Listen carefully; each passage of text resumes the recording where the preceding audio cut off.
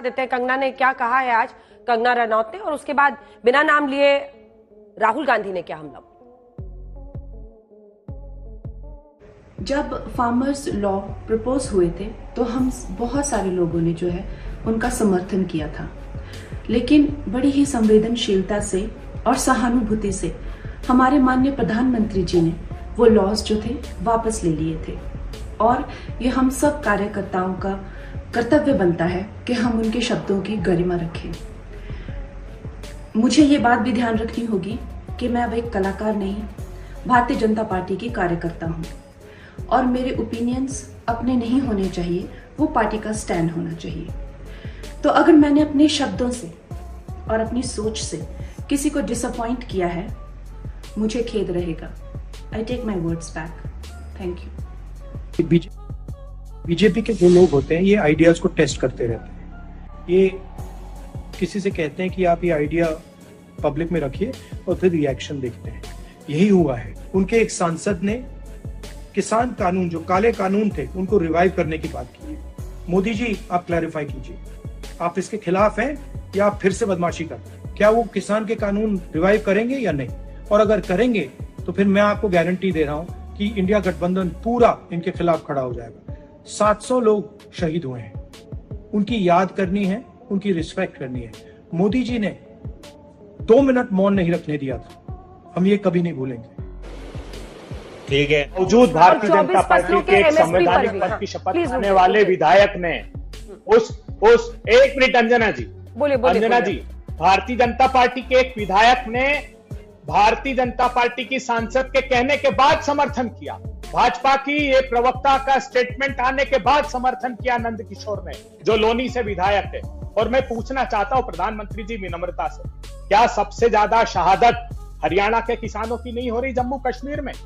आप जब जम्मू यहां पर आए हरियाणा में, प्रदीप नरवान, उसकी गर्भवती पत्नी, एक युवा 24-25 साल का, उसकी शहादत हो गई वहां पर। उसके पहले मिस्टर मोहित कलकल मेजर बनने से रह गया, उसकी शहादत हुई। 26 हमले हुए पिछले 100 दिन में। जिस दिन आपका मंत्रिमंडल शपथ ले रहा था, जम्मू के रियासी में 50 राउंड फायरिंग हुई और जो श्रद्धालु थे वहां के मंदिर जाने वाले, 9 लोगों की हत्या कर दी गई और 41 लोगों को गंभीर रूप से घायल कर दिया। प्रधानमंत्री जी, आपको जरा भी दुख नहीं होता? ये फंस गया सीएम। अग्निवीर जैसी स्कीम, और आपने कहा था सेना ने 30 साल से प्रयास किए। नहीं, नरवणे साहब ने अपनी किताब में लिखा कि समूची सेना चौंक गई थी जब ये इसकी घोषणा की गई। आप प्रधानमंत्री बने थे, सबसे पहला निर्णय क्या लिया था? एक के बाद एक जमीन हथियाने के 3 अध्यादेश लेकर आए थे। राहुल गांधी और किसान सड़कों पर उतरे, आपकी सरकार को घुटने फेंकने पड़े, आपको नाक रगड़ने पड़े इन 3 काले कानूनों को वापिस लेने के लिए। नमस्कार मोदी जी, थोड़ा सा घबरा गए क्या? से जाके मिले पहलवानों के मुद्दों के ऊपर? क्या इन लोगों ने प्रोटेस्ट की जगह को छोड़कर कहीं भी एक प्रेस कॉन्फ्रेंस भी करी? कहीं भी केंद्र के नेता से जाकर मिले? सिर्फ एक मीडिया ऑप्टिक्स दिया गया, एक ऐसा परसेप्शन बनाया गया कि दुष्यंत चौटाला सत्ता के साथ है। नहीं, दुष्यंत चौटाला ने सत्ता जब छोड़ी, जब बीजेपी ने 5100 रुपए पेंशन, जो हमारा मैनिफेस्टो के अंदर प्रॉमिस था, उसको मना किया हमने, तब छोड़ी।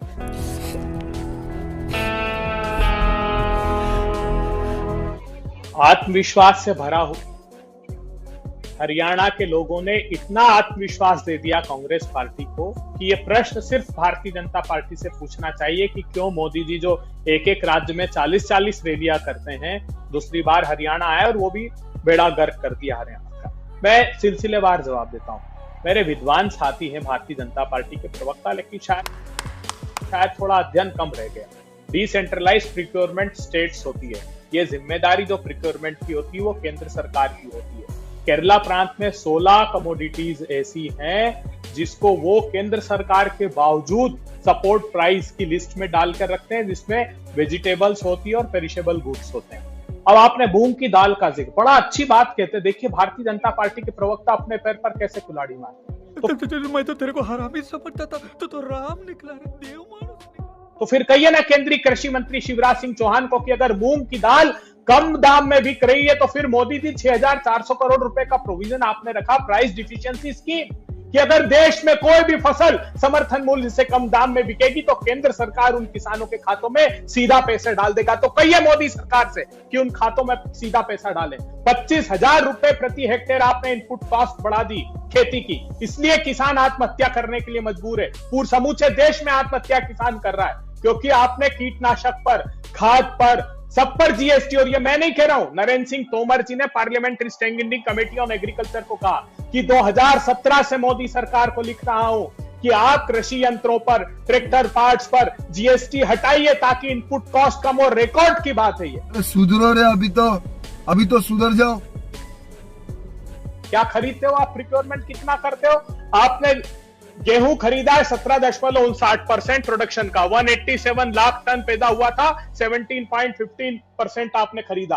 तिलहन खरीदा, 376 लाख टन उत्पादन हुआ, 0.48 लाख टन, 0.13%। तिलहन, सोयाबीन, सूरजमुखी, सरसों 0.13%, दालें 0.43%, ज्वार, बाजरा, रागी, मक्का 0.26%। इसलिए तो राहुल गांधी कह रहे हैं समर्थन मूल्य का कानून लेकर आइए प्रधानमंत्री जी, ठीक है, मगर उनको तो ठीक है, चंद उद्योगपतियों शहजाद जी इसका जवाब दीजिए। अभय जी, लेकिन एक कैमरामैन जल्दी फोकस करो, प्रश्न है ना, बात पर एक सेकेंड सुनिए। अभय जी, आपकी बात अपनी जगह पर सही है, लेकिन बात पर फेडरल स्ट्रक्चर की दुहाई देने वाली पार्टियां जब उनकी राज्य सरकारों की बात आती है तो उनको क्लीन चिट दे देती हैं।